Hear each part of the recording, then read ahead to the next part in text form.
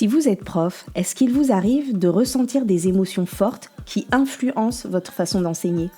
Pourquoi ne forme-t-on pas les profs au développement de leurs compétences émotionnelles dans le cadre de leur pratique ? Bienvenue dans l'épisode 191 du podcast Mes trucs de prof. Je suis Émilie Lefatan, coach professionnelle et formatrice. J'accompagne les profs et les professionnels de la pédagogie à retrouver confiance en eux et à y voir plus clair dans leur métier, à retrouver de l'énergie et du sens au quotidien. Et dans ce podcast, on réfléchit, on se questionne et on partage des clés concrètes pour pouvoir mieux vivre son métier, nourrir sa pratique et remettre du bien-être dans son quotidien de prof. Alors si tu as envie de prendre un temps pour toi, de souffler un peu et de réfléchir à ta façon de travailler ou à ta vie de prof, mets tes écouteurs, installe-toi confortablement et c'est parti.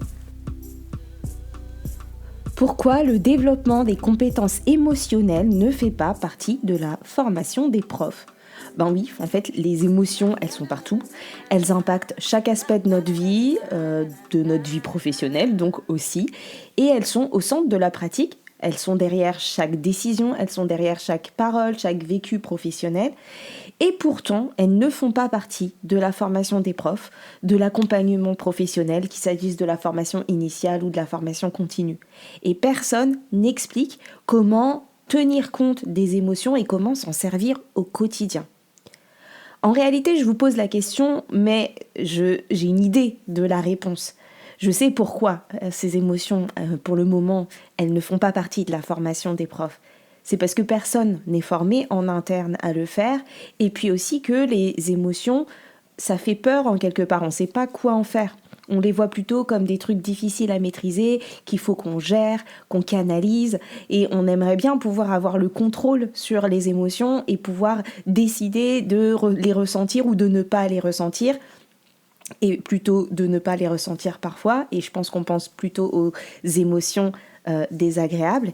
Et puis si les émotions ne font pas partie de la formation, c'est aussi parce qu'elles ne sont pas encore dans les fondamentaux, c'est pas des maths et du français, et pour le moment la formation elle se focalise sur l'aspect didactique et il n'y a pas encore et pédagogique, et il n'y a pas encore officiellement de didactique des émotions. Bon, je pourrais sûrement créer le terme finalement, on ne voit pas très bien comment faire le lien entre la pratique et les émotions. Pourtant, il y en a un. Quand on accompagne les profs, et là je fais un petit coucou aux formateurs et formatrices, aux MAT, aux IEN même, c'est pareil, on ne sait pas quoi faire des émotions des profs, et on ne sait pas quoi faire de ce que ça génère chez nous. C'est-à-dire que là je pense évidemment aux larmes qui peuvent s'inviter parfois dans les entretiens professionnels, dans les échanges, mais pas seulement. Il y a plein d'émotions qui nous traversent. On ressent toute la palette des émotions dans notre quotidien professionnel.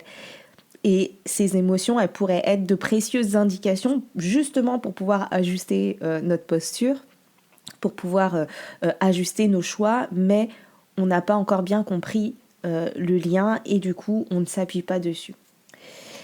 Et finalement, on demande aux profs de travailler les compétences psychosociales des élèves et donc les compétences cognitives, les compétences sociales et les compétences émotionnelles des élèves, mais est-ce qu'on s'est au préalable assuré que ces compétences, elles étaient suffisamment développées ou suffisamment comprises par les enseignants ?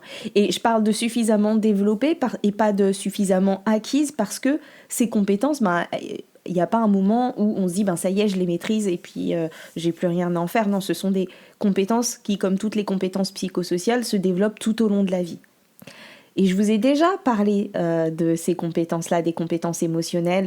J'en ai parlé dans l'épisode 164 qui s'appelait Émotion et gestion de classe, que je vous invite à écouter ou à réécouter si vous voulez en savoir un petit peu plus sur le lien que je fais entre les compétences émotionnelles et la gestion de classe. Et j'en avais aussi parlé il y a très très longtemps dans un des tout premiers épisodes du podcast dans l'épisode 47, et je pense que c'était en 2020 que j'avais enregistré cet épisode-là, il s'appelait Life Skill, la régulation des émotions. Et à l'époque, je sentais déjà qu'il y avait quelque chose à creuser au niveau des émotions, qu'il y avait quelque chose à creuser dans ce sens. Moi, j'avais pris l'entrée des compétences psychosociales sur quelques épisodes pour en parler. À l'époque, je me formais déjà au coaching, où j'étais sûrement déjà même formée, mais j'étais pas encore formée en expertise, en intelligence émotionnelle, mais je voyais qu'il y avait un lien. Et finalement, la régulation des émotions dont je parle dans cet épisode 47, ce n'est qu'une des nombreuses compétences émotionnelles à développer. Et toutes les compétences émotionnelles, elles sont interconnectées. Il ne s'agit pas juste de réguler nos émotions pour qu'on ne les voit plus et qu'on ne s'en occupe plus trop et qu'elles n'interviennent pas trop. Au contraire, l'idée, c'est d'aller plus loin, de les comprendre pour pouvoir, in fine, aussi mieux les réguler, mais pour pouvoir aussi s'en servir. Et puis, je pense que s'il y a cette idée-là, justement, de réguler nos émotions, mais avec en arrière-plan le fait de ne plus trop les voir, hein. Quand on pense réguler ses émotions, en fait, on pense plus ne pas les laisser déborder et ne pas leur permettre de trop intervenir.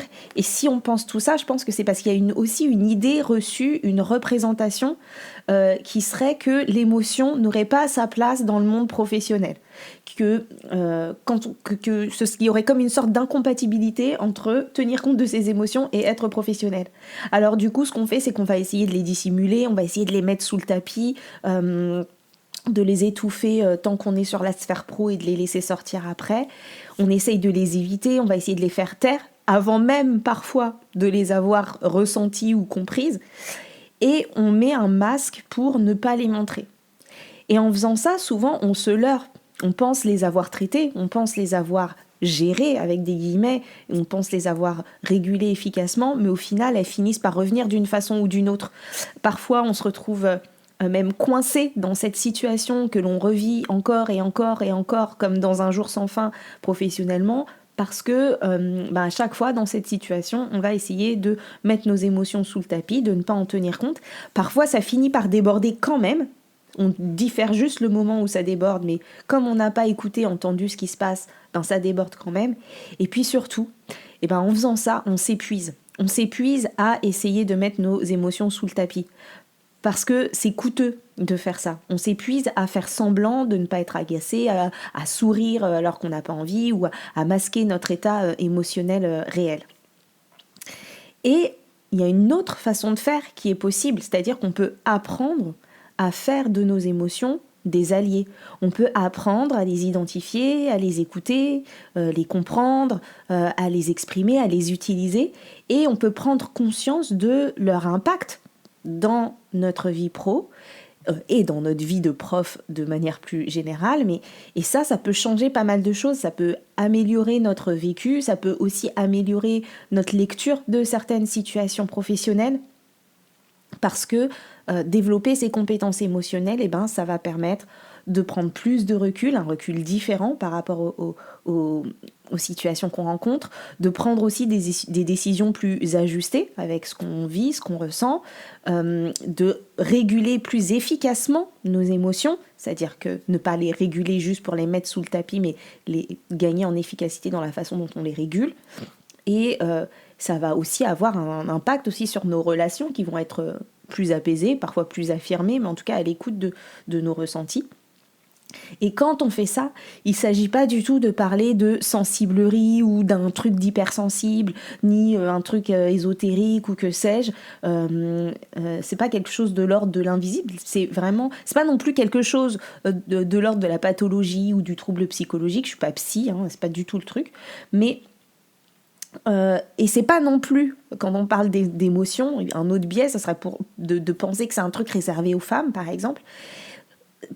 Utiliser, comprendre, développer ses compétences émotionnelles, en fait, c'est développer des compétences, des savoir-faire, des savoir-être, des compétences de vie et qui sont utiles dans la vie en général, mais aussi dans la vie professionnelle et spécifiquement dans la vie des profs. Donc développer ces compétences émotionnelles, c'est apprendre à identifier l'émotion ressentis dans les situations professionnelles. C'est distinguer si on ressent de la colère ou de la frustration ou de la déception ou de la tristesse ou même parfois plusieurs émotions à la fois. Et ça, c'est pas toujours si simple. Et c'est pas qu'une question de vocabulaire, c'est pas qu'une question de savoir mettre le bon mot sur la bonne émotion, mais c'est aussi déjà, pour l'identifier, s'écouter pour pouvoir ressentir, ne pas l'ignorer, cette émotion. Je vous donne un exemple, si vous faites une séance, je fais une séance qui fait un flop auprès des élèves où elle ne fonctionne pas, finalement, et donc ça me fait ressentir un inconfort. Mais là, je peux être déçue de ne pas avoir fait ce qui me semblait nécessaire.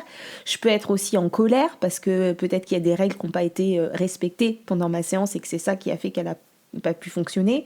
Ou alors je peux être frustrée parce que j'ai pas terminé et que j'avais préparé beaucoup de choses ou que je vais manquer de temps pour faire la suite. Je peux être découragée aussi, justement, face à tout ce qu'il reste à faire. Donc là, c'est quelques exemples. Mais en fonction de la réponse et en fonction de l'émotion que je ressens derrière cet inconfort de la séance qui fait un flop, eh bien, je vais pas avoir les mêmes besoins et du coup, je vais pas apporter les mêmes réponses. Et une fois que j'ai bien identifié cette émotion, eh ben, je vais pouvoir ensuite la comprendre. Et ça, c'est une autre compétence émotionnelle. Donc, je vais pouvoir la comprendre parce que chaque émotion, ça va être une réaction à des pensées, à des informations perçues, à des représentations, à la façon dont je regarde les situations. Et chaque émotion, elle va être une précieuse information sur ce qui est important pour moi dans cette situation-là. Et finalement, se sentir heureux, se sentir coupable, se sentir triste, tout ça, ça m'informe. Et sans cette information, parfois, on peut aussi avancer à l'aveugle. Développer ses compétences émotionnelles, c'est aussi exprimer ses émotions et de façon appropriée. On a tendance aussi parfois à réprimer nos émotions, à les ignorer, parce qu'on a peur de ne pas les exprimer comme il faut ou quand il faut. Mais savoir exprimer sa joie, son appréciation, sa déception ou sa colère, c'est utile au quotidien. Ça va permettre parfois de poser des limites, ça je vous en ai parlé dans un épisode récent, ou ça va aussi parfois nous permettre de créer des relations saines. Et dans plein de situations, c'est intéressant justement de pouvoir exprimer avec authenticité ces émotions-là et avec aussi de façon appropriée en fonction du contexte. Et puis, développer ses compétences émotionnelles, c'est aussi réguler ses émotions, j'en parlais tout à l'heure, et réguler ses émotions, c'est être en mesure de parfois les retarder, parfois les apaiser, maîtriser un petit peu l'intensité de nos émotions dans le contexte professionnel, et ça c'est essentiel quand on est prof, du coup, ça requiert ce qu'on appelle un effort émotionnel qui parfois épuise. Et réguler ses émotions, ça permet de ne pas subir les effets néfastes de l'effort émotionnel qu'on fait quand on essaye de masquer ce qu'on ressent. Et enfin, développer ses compétences émotionnelles, c'est aussi apprendre à utiliser nos émotions. Et je crois que ça, c'est ma compétence préférée parce que c'est celle qui nous permet d'avancer, de décider, de se mettre en action et de faire de nos émotions vraiment des alliés du quotidien pour pouvoir mieux se connaître, mieux interagir, mieux persévérer, mieux poser des limites parfois. Et c'est vraiment savoir...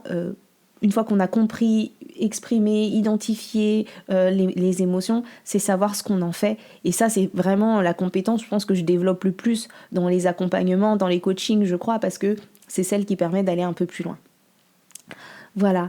Donc, si vous avez envie d'en savoir plus sur l'impact des émotions dans votre vie de prof, si vous avez envie de découvrir comment mieux comprendre vos émotions, va pouvoir vous aider à mieux enseigner, mieux vivre votre vie de prof, mieux kiffer votre quotidien de prof, je donne ce dimanche 22 mars 2026 à 10h une conférence en ligne et il reste des places et donc vous pourrez poser vos questions en live et repartir avec une meilleure conscience de la place à donner à vos émotions dans votre vie de prof.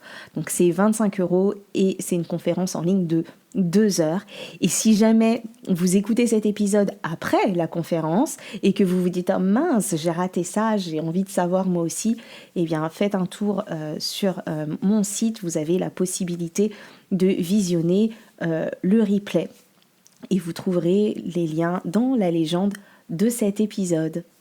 Merci d'avoir écouté cet épisode du podcast Mes trucs de prof. Si vous avez envie d'aller plus loin, vous pouvez découvrir mes 2 livres, Gestion de classe, mode d'emploi et Enseigner selon son profil. Celui-ci est un guide pour explorer la connaissance de soi en tant que prof avec des apports théoriques clairs, des expériences concrètes et des exercices introspectifs.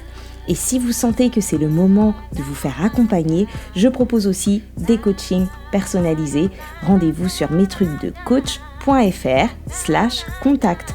Vous pouvez également recevoir chaque mois un concentré d'idées, de réflexions et de compléments dans ma newsletter. Pour vous y inscrire, rendez-vous sur metrucsdecoach.fr/newsletter et tous les épisodes du podcast sont disponibles sur metrucsdeprof.fr ou sur votre application de podcast préférée. Et si le podcast vous plaît, pensez à lui attribuer quelques étoiles et pourquoi pas un petit mot. Et surtout, partagez l'épisode, c'est le meilleur moyen de soutenir le podcast et de faire connaître mon travail à d'autres. Je vous retrouve très bientôt pour un prochain épisode et d'ici là, prenez soin de vous. Bye bye.